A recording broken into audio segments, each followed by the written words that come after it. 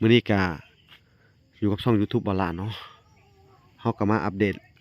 อยู่ทางอันเรือนซ่านไอ้แก้วเนาะหลังจากเมื่อวานนี้ไปซื้อข้าวของมาให้ทางน้องอาเบยเพิ่นพี่น้องเอ้ยเนาะแล้วบ่าวหลานก็จะมาเบิ่งเพิ่นก็กำลังสิเฮ็ดหัวใหม่พี่น้องเพิ่นก็ท่าบ่าวหลานอยู่อันเพิ่นน่ะให้มาเบิ่งนำกันพี่น้องเอ้ยนี่หลังจากที่อุ๊ยพี่น้องก็สิให้เพิ่นขุดดินขึ้นมาถมนี่เนาะน้ำมันอยากเซาะไปนี่พี่น้องเพิ่นก็ปลูกต้นไม้ต้นกล้วยอิหยังเรียบร้อยหมดแล้วต้นม่วงต้นมีพี่น้องเอ้ยนี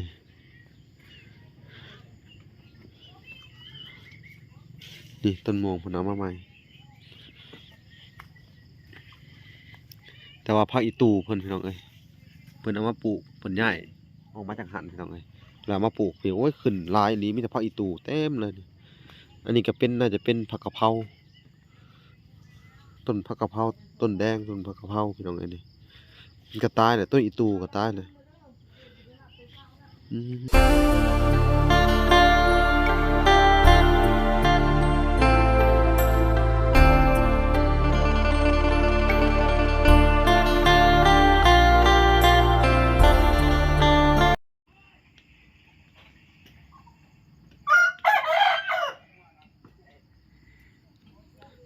โอเคนะทุกคนกราบสบายดีพ่อแม่พี่น้องเบิดสู่คู่สู่คนเนาะก็ยินดีเข้าสู่ช่อง YouTube บ่าวหลาสายบุญคุณธรรมคือเก่าเช่นเคยพี่น้องเอ้ยเนาะทักทายสบายดี FC ทางฝั่งไทยและ FC ทางฝั่งลาวและ FC ทางต่างประเทศนำเด้อพี่น้องเอ้ยเนาะที่รับชมบ่าวหลาอยู่กราบสบายดีพ่อๆแม่ๆเนาะอยู่ทั้งเมืองนอกเมืองนาเนาะมื้อนี้ก็อยู่กับช่อง YouTube บ่าวหลานเนาะเฮาก็มาอัปเดตอยู่ทางอันเรือนซ่านไอ้แก้วเนาะหลังจากเมื่อวานนี้ไปซื้อข้าวของมาให้ทางน้องอาเบยเพิ่นพี่น้องเอ้ยเนาะแล้วบ่าวหลานก็จะมาเบิ่งเพิ่นก็กำลังสิเฮ็ดหัวใหม่พี่น้องเพิ่นก็ท่าบ่าวหลานอยู่อันเพิ่นน่ะให้มาเบิ่งนำกันพี่น้องเอ้ยนี่หลังจากที่อุ๊ยพี่น้องก็สิให้เพิ่นขุดดินขึ้นมาถมนี่เนาะน้ำมันอยากเซาะไปนี่พี่น้องเพิ่นก็ปลูกต้นไม้ต้นกล้วยอิหยังเรียบร้อยหมดแล้วต้นม่วงต้นมีพี่น้องเอ้ยนี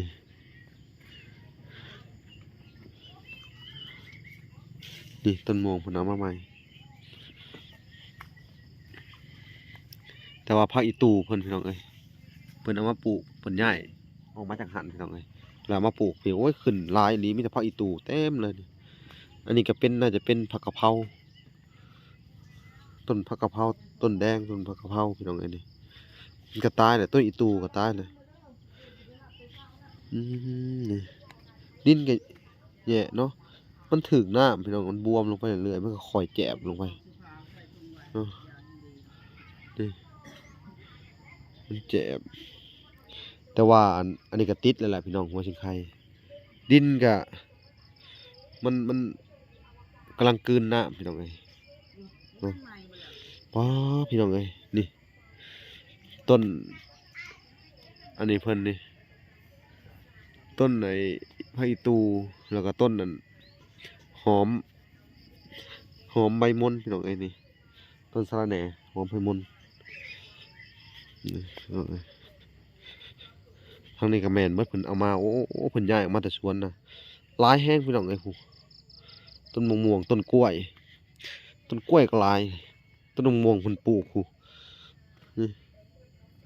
โอ้คักพี่น้องดินกำลังกลืนน้ำพี่น้อง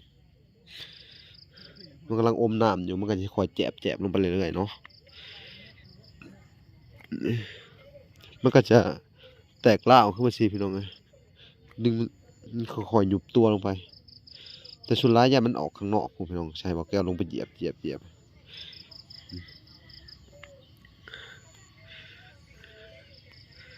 นี่พี่น้องเรือนซ่านเพิ่นเนาะอันนี้ก็เป็นบรรยากาศตอนเช้าๆเนาะมึงภาพท้องฟ้าพี่น้องตะเวนกำลังเริ่มขึ้นเนาะบรรยากาศยามเช้าๆ อยู่ทางเขตชนบททางบ้านไอ้แก้วเพิ่นพี่น้องเอ้ย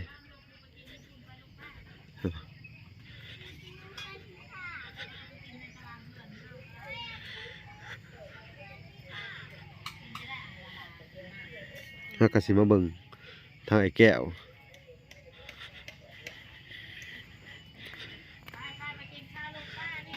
อู้นี่พี่น้องสบายดีเด้อสบายดีไอ้แก้ว ได้ยังนะ อันนี้ยังว่าลูกต่อบ่ ลูกต่อไปเอามาแต่ใช้ลูกต่อ อันนี้เขียด เขียด โน่ สิกินข้าวแล้ว โน่ ได้ข่าวว่าสิไปอั่นไทนาบ่มื้อนี้ แม่นใจรอ เอ้อ พระเจ้ามาหับเด้บ่เห็น อืม เรียนช่วงเชื่อไว้ สบายดีอันนิว สบายดีเด้อ สบายดีสบายดี ว่าสิไปไทยหน้าแล้ว โอ้ เพิ่นเข้ามาในรอเขาก่อนเพราะว่าสิ โดย มา โดยโดย หน้า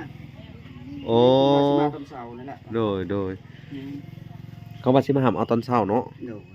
ไปทะเพิ่นชวนไปเฮ็ดนานํเนาะ โดย คือบ่ล่ะเว้าแหละเนาะ โดย โอ้ยดีใจจัง แต่รอเพิ่งมาพุ่นละยังไป มีบ่อนเฮ็ดเลย พิ่นก็ถ้า มี เพิ่น โดยมีบ่เฮ็ดจักบ่อนนี่ ก็มีลายบอลอยู่แต่ทางนี้นัดแล้วเนาะนัดเข้าแล้วไว้แล้วเด้ จำเป็นต้องไปเนาะมื้อนี้ โดยบอกก็มีอยู่พุ่นก็มี ไปเฮ็ดทุกบ่อนเด้อ โดย ก็พอดี แต่นี่นัดกับเพิ่นแล้วเมื่อวานนี่เด้ แม่นแหละก็ยังอีกบ่กี่เดือนเนาะครับสมมุติว่าเฮาไปเฮ็ดให้เขาอันเดี๋ยวนี้เนาะ โดย ตกเดือน11มาเฮาก็ได้เกี่ยวเฮาก็ได้เข้ามาเลย โดยแม่น มีเพราะว่าถ้าเกิดว่าเจ้าดุแท้แถวนี้เพิ่นบ่กี่ที่เด้ แม่นสมมุติ เพิ่นสิให้แบบอยู่ห้วยพอกินพออยู่พอกินพุ่นเด้นี่ ยามฝนตกจังหน่อยคือว่าเดือน10เฮาก็บ่มีข้าวก็ไปเอาน้ำเขา เอามาก่อนเนาะ โดย เอาก่อนมากินก่อน เอาดำต่างหากเกลือต่างหากก็ อืมโดยนี่แหละ คือช่องทางอันการหาข้าวหาน้ำกินเนาะแต่ว่าอาหารการกินก็พอได้กินอยู่ถ้าเฮาบ่มีเงินสนับสนุนต่อไปหรือว่าบ่มีเงินช่วยเหลือต่อไปก็ ก็ไปหากินของธรรมชาตินั่น อื น่ะ มคือเห็นไปหาใส่เวทมาหั่น แม่น อ๋อ ไปใส่ไว้ บ่ใส่ไว้ โดย โอ้คือสิดีแท้ว่ะ อันถ้าเพิ่นบ่มามื้อนี้ขอก็สิไปหาใส่เบ็ดเทพุ้ยนั่นแหละ เดี๋ยวสิไปเบิ่ง ด้ เด้อ ก็ค่อยว่ากันไหม โดยถ้าเพิ่นบ่มาหับเอาเนาะ โดย เดี๋ยวอันกินข้าวแล้วอันเฮาจังสิพาเจ้าไปซื้อข้าวอีกทีหนึงเนาะเอาปล่อยให้เจ้ากินข้าวเลยพี่น้องเอ้ยปล่อยให้ไอ้แก้วเพิ่นกินข้าวอืมอืม มา พี่น้องเอ้ยเนาะกาสิอันปล่อยให้ทางไอ้แก้วเพิ่นกินข้าวไปมาลากก็สิได้ถ่ายทางอื่นพี่น้องเอ้ยอืม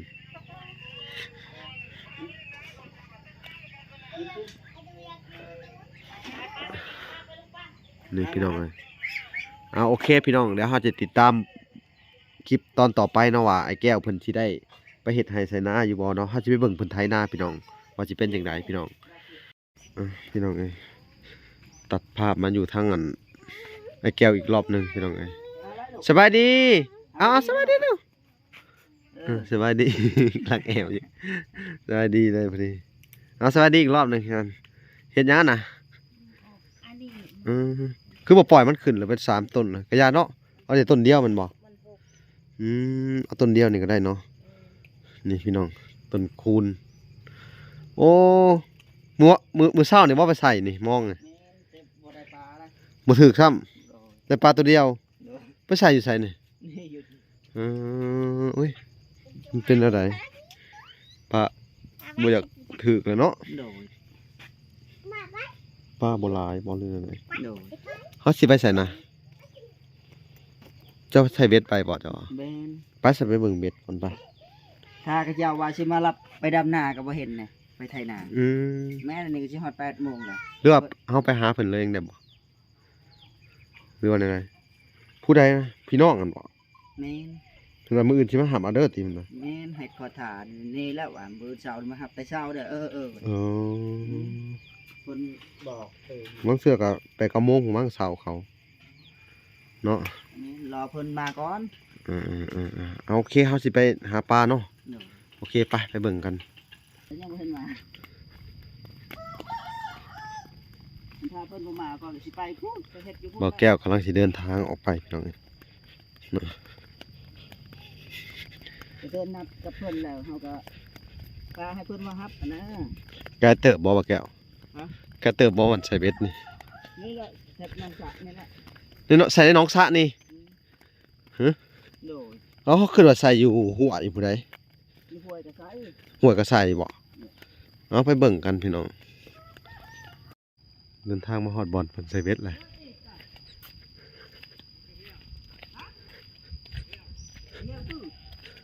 อุ้ย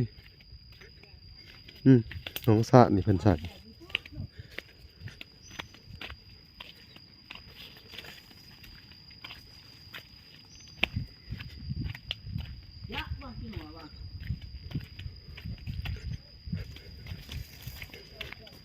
นี่เบ็ดไผนี่ตัวนี้ขอเบยโอ้เพิ่นใส่อยู่นี่เนาะ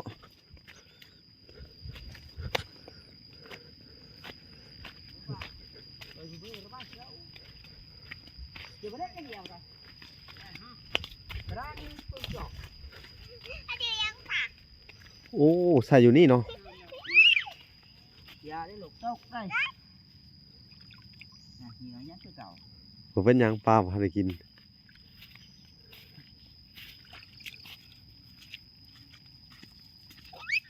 รอให้แล้วลูกอย่าลงเลยเดี๋ยวไปเล่นกันเหี่ยวกันม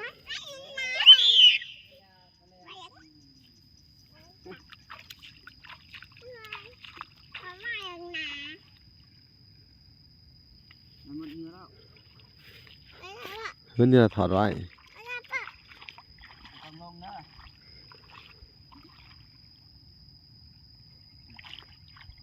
เบิ่งทรงคือสิบ่มานพี่น้องไอ้บาดนี่เก็บหลายหลังเติบเนาะ อย่าลงน้ำเดียว บ่มานแน่เลยแบบนี้ ฮะ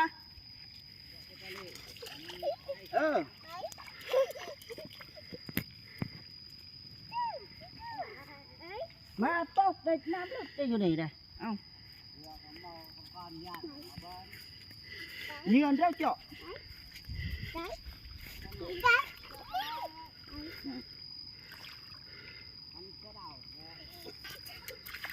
ร้อนซื่อๆบ่โอ้ยบ่ถือ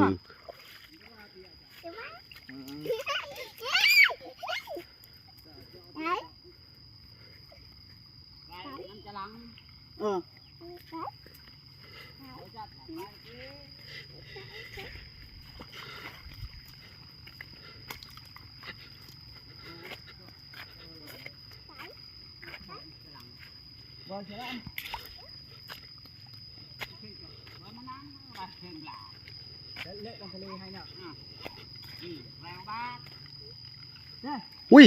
ถือกระปูแหละเป็นตัวกินน่ะตัวกินลูกต่อเสียงอีหยังจอดอ๋อเขาใส่ท่อบ่อยู่นี่ ตาก็นั่นก็ต้องไร ท่อพี่น้องเอ้ย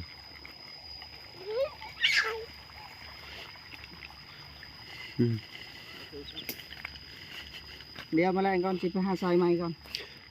มื้อแรกเนี่ยเอาเหงื่ออันไหนดีกว่า ปวดตะวันเจาะ เหงื่อขี้กระเดือนเนาะไอ้แก้ว คิดทุ่มให้ไหนบ้างบ้างติดแล้วยังไง อันนี้น่ะเฮ็ดหยังลุงอ่ะน่ะเฮ็ดหยังนี่เฮ็ดละโงงอ๋อพี่น้องเฮ็ดละโงงเริ่มออกแล้วนี่ว่า โอ้ยจนมันบาน แถวใดนี่ฮะแถวป่านี่มีเฉยอ้าวแล้วเขาไปหาเฮ็ดบ่ได้บ่ไอ้แก้ว มื้อนั้นก็ได้ไล่พอกินอยู่ได้ เจะหาใส่ นี่ครับนี่ แถวนี้ก็มีเฮ็ดละโงงมื้อนะฮะ นี่หักบ่หลายบ่หลายกระดำ4-5ดอกมันก็ไม่เหี่ยวมันคนมันหลายบ่คือตะกี้เนาะตะบิดครับ นี่พี่น้องเฮ็ดละโงง โอ้ใช่ ใช่ ฮะ ลายเลย ไปบ่ โคกเอาอยู่พุ่น โคกข้างในลุง หัวตะยามพูนทางพูนหน้าทองน่ะ ไปบ่แหละมื้อนี่เขาบ่ได้ไปไทยนะ ไปแล้วบัดนี้ ขี่รถจักรก็ต้องรถจักรเขาก็มี ก็ออกพุ่นน่ะพอสิ่งไปแล้ว ไปบ่แหละ ไปก็ไป เขาว่าเขาบ่ทันมาเอาน่ะเนาะ ฮะ เขาได้เงินเฮ็ดนี่ก็ แม่นเขาขายโล90 80เขาขาย โลละแสน คืนหนึ่งสองผู้เมียก็ล้านหนึ่งรถ โห เอาลี่ได้ โลละแสนก็10 โล เขาไปหาอันนี้ไหน อ้าวเขาหาเฮ็ดนี่ เจ้าหาหน่อไม้น้ำเนาลุงเหรอ เอาไม้พอ ได้ป้าป่ะ บ่นะ เลยพี่น้องยามก่อนล่ะ เออ วิทยามมันละ เออ บ่ฮอดเด้อลงเนาะนั่น พันยามมันลง พุ่น จะมาโดยเพิ่น เจ้า โซ บ่ เล ได้ กัน ดำหน้าบ่ แล้วล่ะ ซะแล้วก็เฮาไปซื้อข้าวจะหน่อยเนาะแล้วเฮาก็ไปหาอันไปถามเบิ่งอันนั้นแล้วเฮาก็ไปหาเฮ็ดเนาะหรือว่าจังได แล้วแต่ได้พุ่นหน้าพอสิ่งที่พุ่นอยู่โคกแต่พอให้เฮาสิออกมา โคกข้างผีไปได้บ่ อยู่ไส เฮาไปหาทางโคกของผีมีอยู่บ่ ทางใดสิไปทางที่ อืม ไม่ไปรังคือวัง ว่าสิไปโคกอันบ้านอะหยัง ต้องไหวนี่ บ่มีบ่ คอยก็บ่จักแล้วทั้งพุ่นจะไปหาใช้เนาะก็บ่เคยไป น้องน่าจะยังเตียบ่ลง น่าก็น่ะเขาอันนั้นนะ โซเลก็เรื่องหาเฮ็ดพี่น้องไอ้บ้านนี่เวลาก็งงเหมือนคนพื้นที่เนาะ มื้อนั้นก็เต็มทุ่งบักใหญ่เนาะเฮ็ดละโงก อืม แต่ครับบ่ได้โตจุ่มแล้ว ไปเฮาย่างลัดคือบ่นี่แล้วเฮาออกก็สิจะว่ามีจักดอกอะไรไปเบิ่งไปแล้วเฮาก็กลับเลยเอ้าโชคดีลุงหล่อมาจากทางไหนนี่ฮะ เรียกห้านได้ลึกมาได้ไง แล้วก็แถบนี้ก็มีแต่น้ำท่วมแหละก็เฮ็ดก็มันก็บ่ออกแล้วบัดนี้ ป้าที่เฮาขึ้นบ่ได้นี่ ท้อ เฮ็ดป่งมีนะ อันนี้น้ำท่วมเสียมันเคยอาบมันก็บ่อาบ เออ แม่น้ำท่วมมื้อนั้นเลยเด้ ว่ากินตลาด เฮ็ดเฮ็ดป่งเลย ก็ไปเอาในหั่นน่ะ โด ได้ ย พอแกงอยู่ ตลาดดอกไม้บาทจะปองไว้ อืม แล้วมันตอนนี้น้ำมันท่วมแล้ว น้ำมันท่วมนั่นแหละเนาะลุงเนาะอืม น้ำก็ว่าดังเอ็ดอย่างก็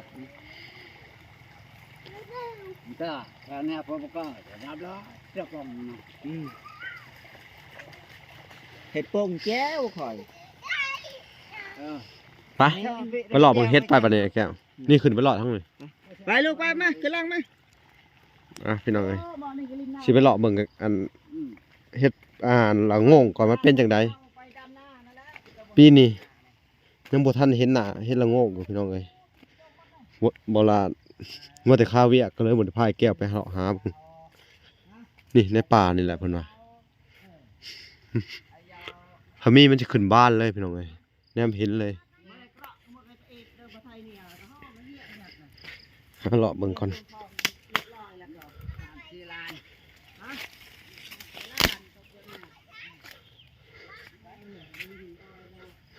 ในป่านี่มีแต่ปกติพี่น้องป่าโคกเฮ็ดละโงก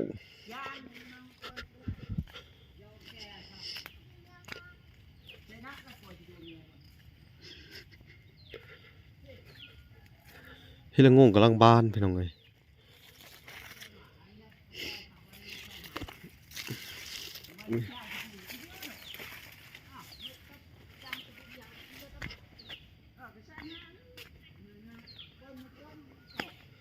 บ่ฮู้ว่าแถวนี้มีบ่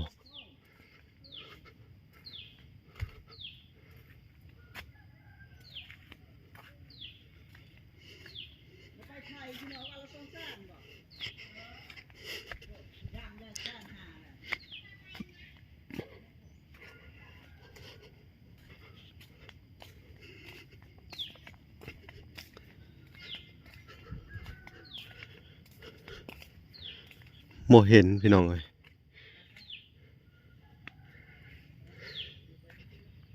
แล้วด้านเนี่ยมันมีไอ้แก้วในป่าเนี่ยเคยมีบ่ไปเขาไปหาเลาะมึงปะอยากเห็นหน้าเห็นละโงงแบบว่าปีนี่ยังพอท่านได้เห็นอยู่พี่น้องเอ้ย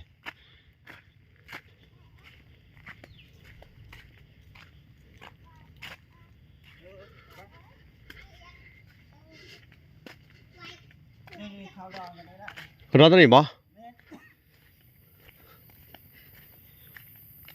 มันคือสีดอกบักไงเนาะเห็นตอนเป็นไข่ฮะเอาไข่มาแทบเมื่อยพี่น้องเอ้ย ขึ้นไปหาก่อนแม่ไป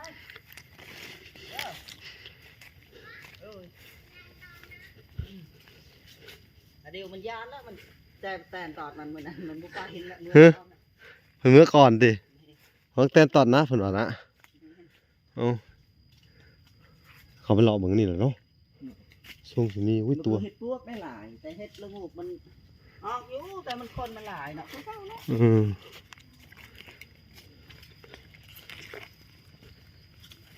เลาะเบิ่งพี่น้องเอ้ย ฮะเดี๋ยวนะ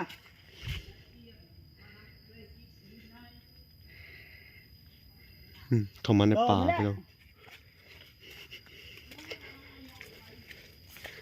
เฮ็ดปวกเนี่ยบ่น้ำได้มันสิออกเฮ็ดปวก เดี๋ยวมันเจ้าเด้อ หอยแก้วย่ำได้เห็นสิออกเฮ็ดปวกเอง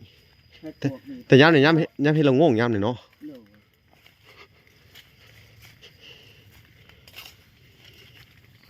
เดี๋ยวเฮาไปหาไอ้บ่อนเฮ็ดละโงงออกก็เรียกคือสิคักเนาะเขาว่าเขาหาได้คืนละเป็นล้านอะลิเนาะ ได้ ล้าน2ล้าน อันละแสนน่ะ โลละแสน แม่นกับมือหนึ่งก็ประมาณละ10 โลน่ะล้านเลยแหละ เออเนาะ แม่นจะขอเจ้าเขาสิเอาเงินเฮ็ดหน้าพอสิ่งน่ะนะ โอ้ สิพุ่นแล้วก็ออกไปพุ่นละเป็นไง เอออันนี้คือบ่เห็นเนาะแสดงบ่มีเด้อพี่น้องเอ้ยยอมรับเลยว่าแถวนี้มัน มีในการสุดว่าแต่คนเฮาเบิ่งนี่ เออ มันออกอยู่แต่ว่าเพิ่นหาแต่เช้าเนาะช่วยแล้วเขาจังมาหามันก็บ่ได้เนาะ บ่แม่นคือเฮ็ดพวกได้แล้วมันหาแบบมันออกตลอดเนาะมือเก่า อืม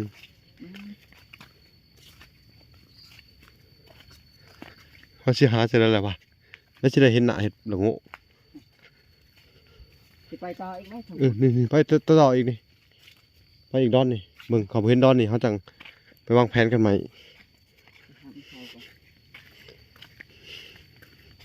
ไปหน้าพอสิ่งก็ไปพุ่นแต่ซ้ำเฮาไปหาเฮ็ดประมาณ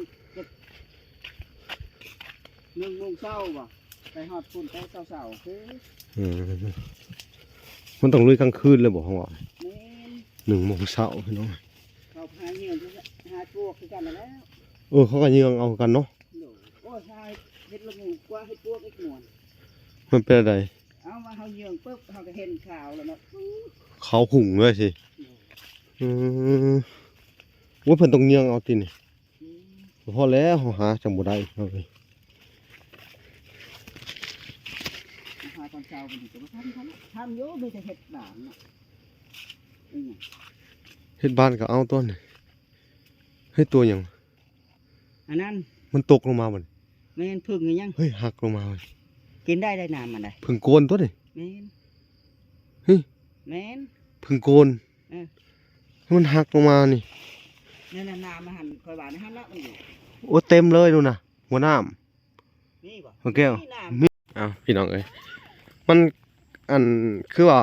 มันบ่มีเนาะ โดย คนออก พ่นยาแมลงไปใส่ในเสปรากฏ โด เอายังขี้กระเดือนหน้ามาใส่ ปรากฏแล้วก็คือเอาไปหาเฮ็ดอันมันก็บ่มีเนาะ โดยบ่ เฮ็ด เอาไปพูดไปโคกเฮาพุ่น แม่น แทบนี่ก็มันมีอยู่แต่บ่แพ้กับเจ้าดอก เขาตื่นแต่เด็กๆเนาะ โดย เขาไปหาแต่เช้าพี่น้องเอ้ยโอ้ยทางก็เปื้อนๆตรงนี้พี่น้องฝนตก อ้าวเขาสิว่ามาไทยให้เคาะอันนี้ก็บ่เห็นมาเนี่ย เขาสิมาดุดให้บ่ แม่นเขาสิว่ามื้อนี้ละนัดกันเพิ่นเอง อืม เพิ่นมาบอกเองนะเมื่อวานนี่ เพิ่นมาบอกเองเนาะ โดย อืม ว่ามื้ออื่นเช้าเด้อว่ะ โดย หรือเขาสิมาซอยบ่หรือเห็นฝนตกบ่ เอ้าพี่น้องเอ้ยก็ถือว่าเพิ่นยังข้าวเวียกบ่ได้มาดุดเนาะ มันดาดมือเลยลูก เอ้า เอาไป แล้วได้อีกวันเอาพี่น้องเอ้ยทางอันนี้ก็งอแงแหละบ่อนที่เพิ่นเคยนอนน้องเอ้ยก็ว่างเปล่าเลยพี่น้องนี่ ได้แบบ นี่พี่น้องเอ้ยก็เป็นเฮือนครัวเพิ่นอยู่นี่เนาะก็ยังคือเก่าคือเดิมแต่ว่าเตียงเพิ่นย้ายออกมานี่เนาะเอาเตียงหนึ่งไปไว้นั่งกินข้าวอยู่พุ่นพี่น้องเอ้ยแล้วสวรรค์เพิ่นก็กวาดเฮือนอยู่พุ่นพี่น้องเอ้ยแล้วสวรรค์เพิ่นก็กวาดเฮือนกวาดซ่านอยู่ทั้งลูกชายเพิ่นก็แอวอยู่พี่น้องเอ้ยเอาโอเคพี่น้องเอ้ยคลิปนี้ก็บ่มีหยังหลายก็ได้อัปเดตทั้งเฮือนชาญไอ้แก้วเนาะโอเคพอกันใหม่คลิปหน้าบ๊ายบาย